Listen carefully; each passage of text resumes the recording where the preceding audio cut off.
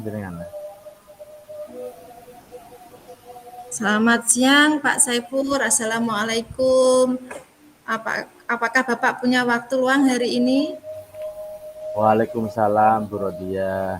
Oke, silahkan.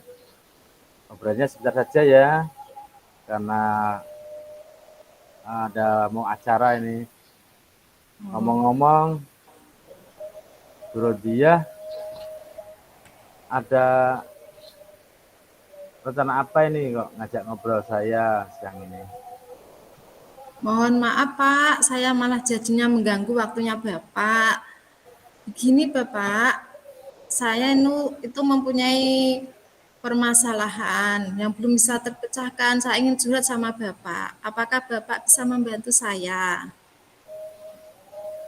Dengan senang hati Bu untuk menemani Bu Rodia berbincang-bincang. Kira-kira masalahnya apa itu? Sebenarnya saya ingin mendapatkan solusi, Pak, atau pemecahan masalah saya. Saya tuh sejujurnya saya merasa tertekan belakangan ini, Pak. Saya itu gagal untuk membuat siswa itu paham dengan materi apa yang saya ajarkan, Pak. Jadi Bu Rodia merasa gagal dalam mengajar. Ibu tahu kalau Ibu gagal dalam mengajar itu dari mana? Saya merasa peserta didik itu kurang fokus atau kurang tertarik dengan cara mengajar saya, Pak. Saya kan belum terbiasa, Pak. Saya kan biasanya ditugaskan di kelas rendah. Sekarang saya baru ditugaskan ke kelas tinggi, jadi saya baru beradaptasi, Pak. Saya belum mampu untuk mengajar anak-anak itu secara maksimal. Mungkin karena baru beradaptasi atau gimana ya, Pak. Anak-anak itu kurang tertarik dengan apa yang saya ajarkan atau pembelajaran yang saya berikan itu, Pak. Oh, begitu ya, Bu. Oke, karena ini percakapan singkat ya, Bu ya. Apa yang ingin Ibu dapatkan di akhir percakapan kita ini nanti? Saya ingin supaya saya tahu bagaimana caranya mengajar materi dengan baik di kelas tinggi, Pak. Anak bisa paham apa yang saya berikan dan anak bisa tertarik dengan pembelajaran saya, aktif, terus tidak hanya diam dengan pandangan kosong atau hanya diam tapi tidak masuk materinya, seperti itu, Pak. Oke, oke. Jadi supaya murid Ibu dapat menerima materi yang Ibu Rodia ajarkan gitu ya. Oh iya, Pak. Supaya murid dapat menerima pembelajaran dengan baik, supaya motivasi tetap tinggi, jangan sampai tingkat pemahaman murid-murid itu menjadi tertinggal karena materi yang saya ajarkan tuh belum dipahami. Oke, oke.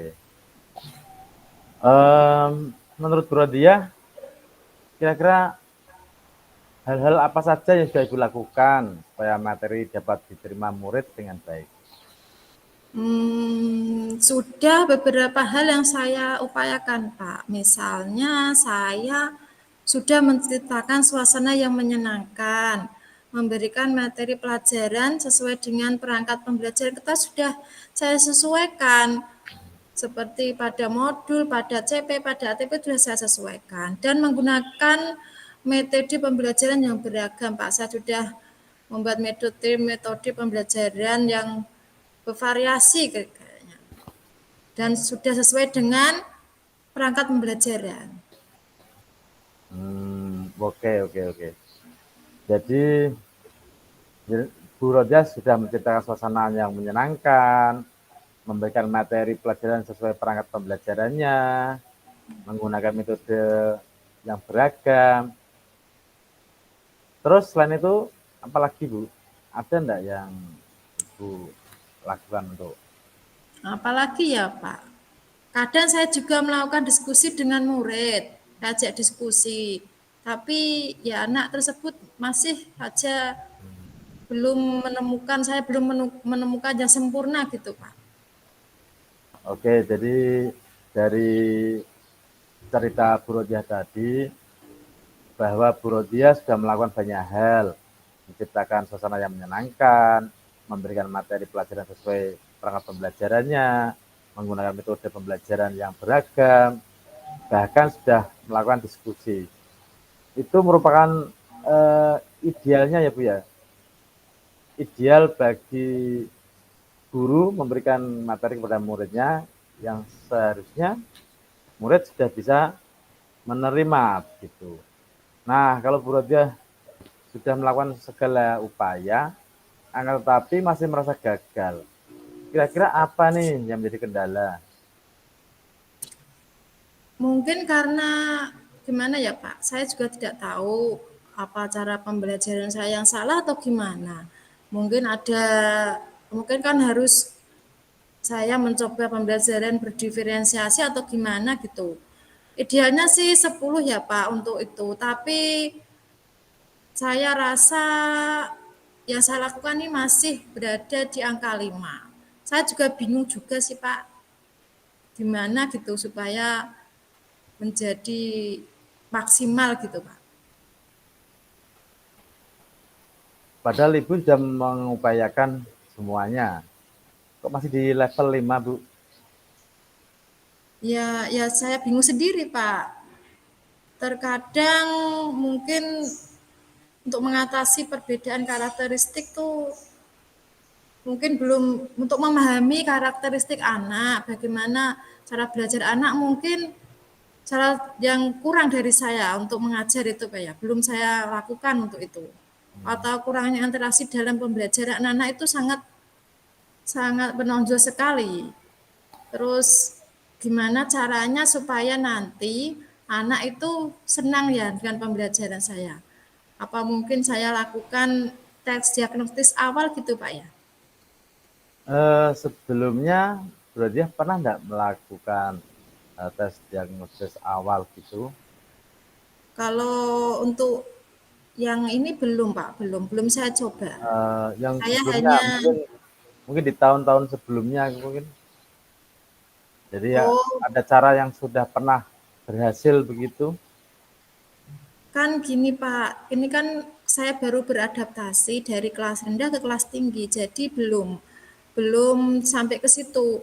Karena di kelas rendah itu saya mungkin bisa menguasai tanpa tanpa saya melakukan diagnostis, saya sudah tahu karakter anak. Mungkin karena saya sudah berpengalaman lebih lama mungkin ya Pak di kelas rendah. Kalau di kelas tinggi kan baru kali ini. Jadi saya belum begitu menguasai gitu Pak. Mungkin metodenya yang buat anak yang lebih kelas kelas tinggi itu seperti apa baru saya pelajari Pak. Oke, kalau dari cerita Bu Rodia tadi, kendala anak dalam menerima materi itu perbedaan karakteristik siswa. Kira-kira Bu Rodia punya gambaran enggak bagaimana cara mengatasi perbedaan karakteristik siswa tersebut? Sebenarnya upaya-upaya sudah saya lakukan sebelumnya. Akan saya perbaiki Pak, metode pembelajaran akan saya sesuai dengan karakteristik siswa.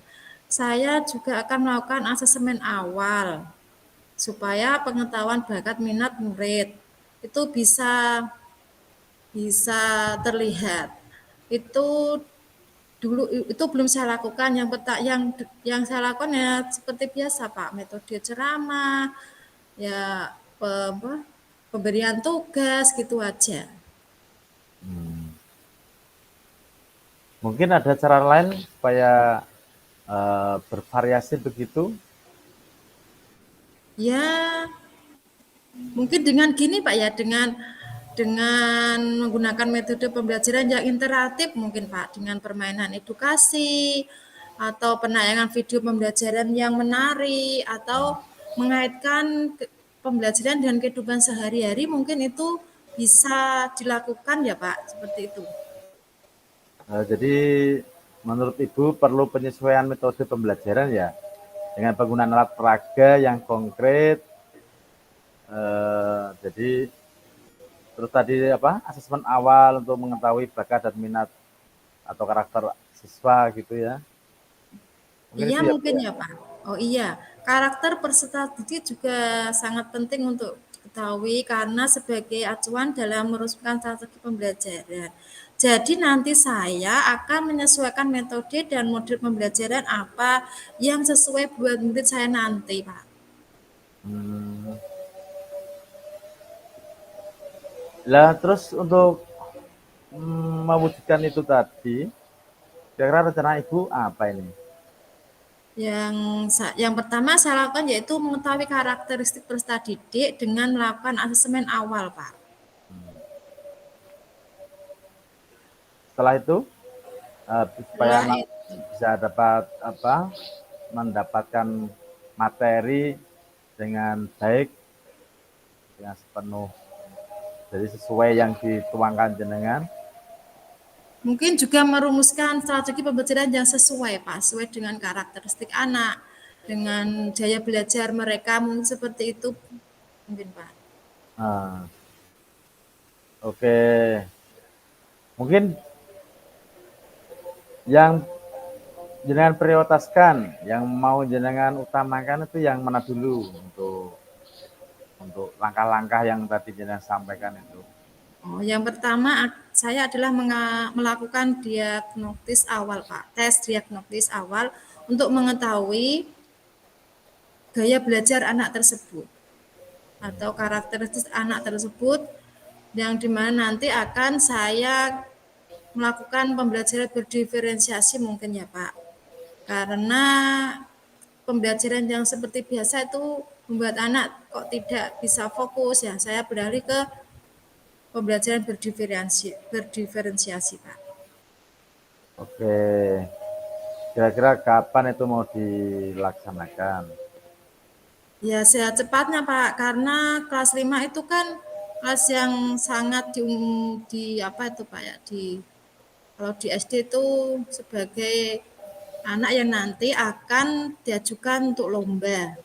Dan juga di kelas 5 kan nanti ada asesmen ANBK itu Pak.